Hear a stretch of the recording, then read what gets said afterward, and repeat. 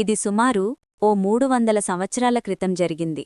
కర్ణాటకలో దక్షిణాన ఓ భక్తుడుండేవాడు. అతని తల్లికి వయసు పైబడుతూ ఉంటుంది. ఆమె కాశీకి వెళ్లి విశ్వనాథుడైన ఆ శివుని ఒడిలో చనిపోవాలని కోరుకుంటుంది.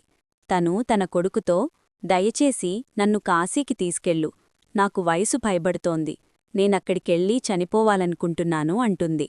ఆమె తన కొడుకుని జీవితంలో ఇదొక్కటి తప్ప మరేదీ అడగదు. కాబట్టి అతను తన తల్లితో పాటు దక్షిణ కర్ణాటక నుండి కాశీకి అడవులగుండా నడుస్తూ సుదీర్ఘ ప్రయాణం మొదలుపెడతాడు. ముసలావిడ కావడంతో ఆమెకు సుస్థి చేస్తుంది. కాబట్టి అతనామెను భుజాన వేసుకుని నడవటం మొదలుపెడతాడు. కొంత సమయానికి అతని శక్తి కూడా క్షీణిస్తుంది.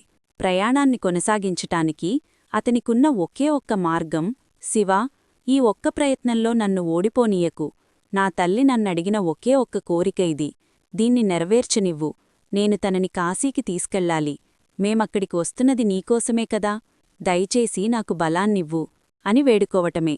అలా నడుస్తుండగా అతనికి వెనుక నుండి వస్తున్న ఓ ఎద్దులబండి గంట శబ్దం వినిపిస్తుంది.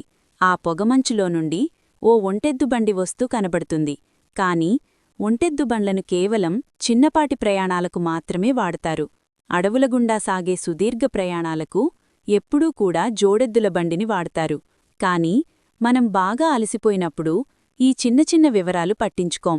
ఎద్దులబండి దగ్గరకొస్తోంటుంది, కానీ పొగమంచు వల్ల, ఇంకా అతను పూర్తిగా వస్త్రాలతో కప్పబడి ఉండటం వల్ల ఇతను ఆ నడిపే అతని ముఖం చూడలేకపోతాడు.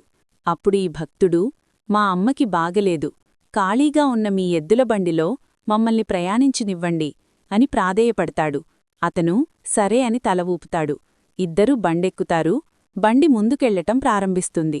కొంత సమయం గడిచాక ఈ భక్తుడు అడవి మార్గంలో కూడా ఈ ఎద్దులబండి ఎంతో మృదువుగా వెళ్లటం గమనిస్తాడు. అప్పుడతని కిందకి చూస్తే బండి చక్రాలు తిరుగుతూ ఉండవు, అవి ఆగిపోయుంటాయి. అయినా సరే బండి వెళుతూనే ఉంటుంది. అప్పుడతని ఎద్దువైపు చూస్తాడు. ఆ ఎద్దు కూర్చొని ఉంటుంది. అయినా సరే బండి వెళుతూనే ఉంటుంది.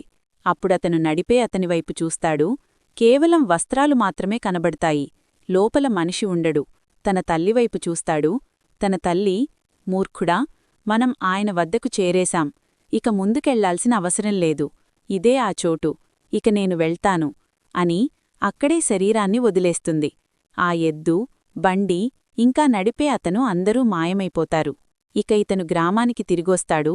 అందరూ ఇతను చాలా తొందరగా వచ్చాడు, తన తల్లిని కాశీకి తీసుకెళ్లి ఉండడు, తనని మధ్యలో ఎక్కడో వదిలేసుంటాడు అనుకుంటారు. వాళ్లతన్ని, మీ తల్లిని నువ్వు ఎక్కడ వదిలేశావు అనడుగుతారు. అతను, లేదు, మేం వెళ్లాల్సిన అవసరం లేదు, ఆ శివుడే మాకోసం వచ్చాడు అంటాడు. వాళ్ళు, ఇదంతా చెత్తవాగుడు అంటారు. అతను, మీరేమనుకుంటున్నారు అనేది నాకు అనవసరం, ఆయన మాకోసం వచ్చాడు, నా జీవితం వెలిగించబడింది, నా మనస్సాక్షికి ఇది తెలుసు, మీకది తెలియకపోతే అది మీ సమస్య అంటాడు.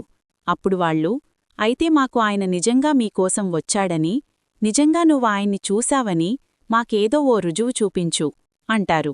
అతను, అదంతా నాకు తెలియదు, ఎందుకంటే నేనాయన్ని చూడలేదు, నేను కేవలం ముఖంపై ఉండే వస్త్రాన్ని మాత్రమే చూశాను, లోపల ముఖం కనబడలేదు, అక్కడి ఏమీ లేదు అంటాడు. అప్పుడు ఉన్నట్టుండి అందరూ ఈ వ్యక్తి మాయమైపోడాన్ని గమనిస్తారు. వాళ్లకు కేవలం అతని వస్త్రాలు మాత్రమే కనబడతాయి. అతను దక్షిణ భారతదేశంలో గొప్ప ముని అవుతాడు.